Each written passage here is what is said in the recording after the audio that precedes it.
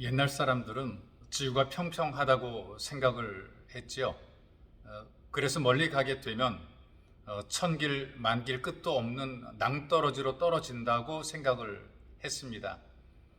그러나 과학기술이 발달하고 또 탐험을 통해서 이 지구가 둥글고 한 방향으로 계속 가게 되면 낭떠러지가 아니라 다시 또 돌아오게 된다는 원리를 발견하게 됐습니다. 그래서 지구를 작게 보게 되면 어떤 때는 지구 위에 있다가도 또 어떤 때는 지구 아래에 거꾸로 걸어 다니는 형세가 만들어지게 됩니다. 물도 우리가 보기에는 위에서 아래로 흐르지만 지구를 작게 만들어 보게 되면 아래에서 위로 흐르는 그런 모습도 볼 수가 있겠죠.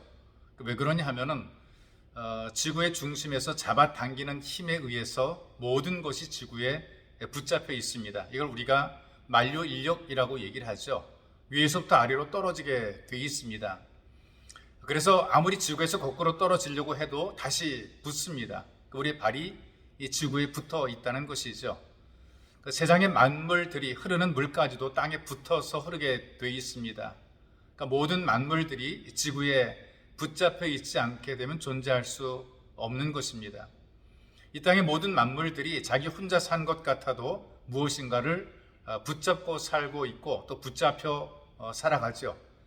그러니까 아무리 자기 힘으로 붙잡아도 잡지 못하고 사는 것이 인생인데 어떤 사람은 평생을 잡으려고 하다가 허무하게 인생을 마무리하는 그런 경우들이 있습니다.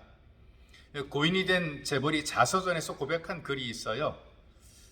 나는 내 인생의 3분의 1은 비행기와 차 속에서, 3분의 1은 해외에서, 3분의 1은 국내에서 보냈다.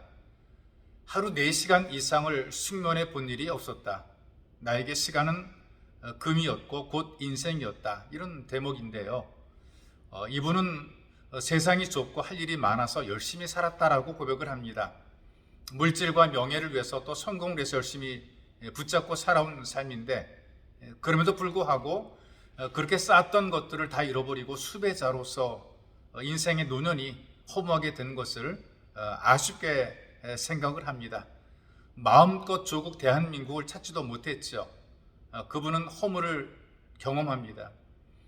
자기를 붙잡아줄 것을 알고 더 열심히 붙잡고 살아온 것들에 대해서 사실은 배신을 당한 것이죠. 내가 이렇게 열심히 붙잡았으니 내가 붙잡았던 것들이 나를 붙잡아줄 것이라. 그런데 결코 그렇지 않았다는 것입니다. 그런데 진정 우리를 붙잡아 주신다는 하나님의 약속의 말씀이 있습니다.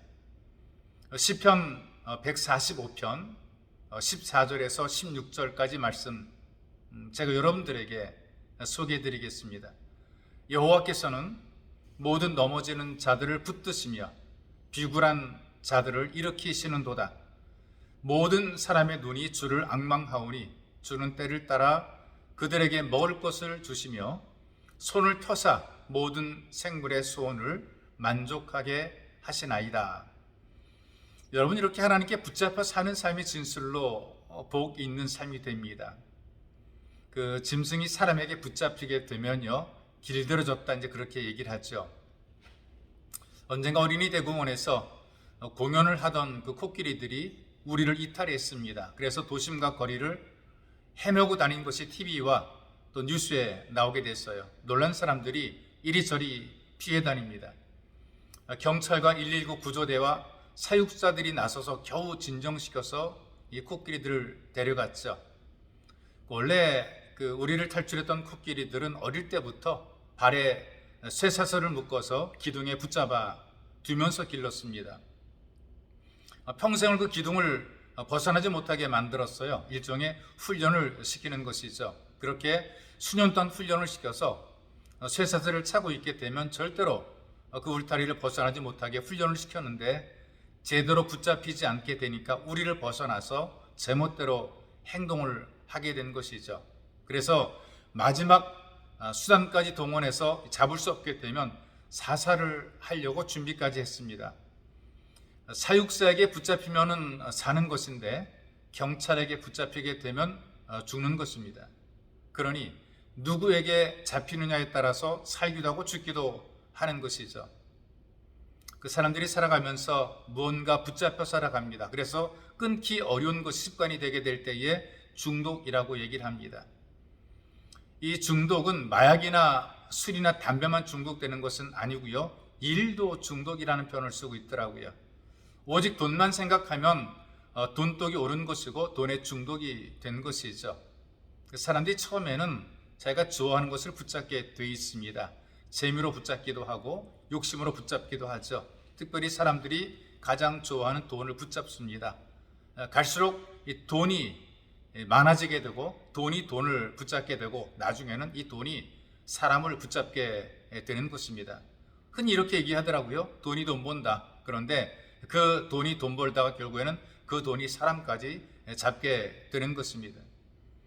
여러분들이 열심히 잡으려고 애쓰고 수고하는 것들에 의해서 여러분들이 나중에 붙잡히게 되는 것입니다.